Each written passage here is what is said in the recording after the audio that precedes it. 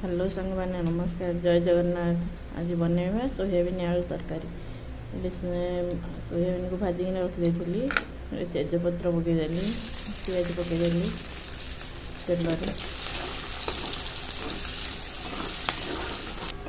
भाजी होगा पिज तापर मसला बटा मसला पकईदे बटा मसला पकईदेली कषि मसला पकड़ा लुण चिकेन मसला मीट मसला गरम मसला चिकेन करी मसला धनिया गुंड पक करदे घाटी देकिना घोटी देली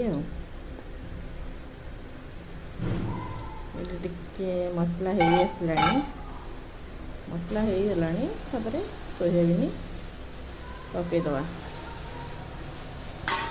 सोयाबीन पकईदे सी हल्का भाजीदे तापर आलू को पकईदे। आप कमेंट करूँ लाइक करूँ शेयर करूँ भल लगे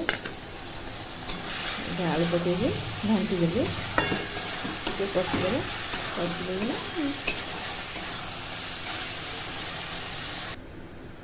घोड़े देली कषि हो गला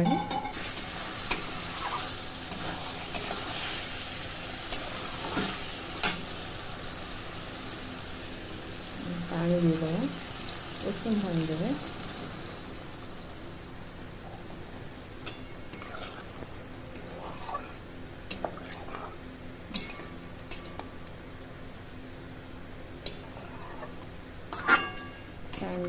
देदेली जी पानी आप दरकार से पानी देवे टे घोड़े देवा तरकारीटा फुटीगला फुटीगला घरे बनई गरम मसला ताको पकईदे आगे घोड़े देवा घोड़े दे सारापर हो गला।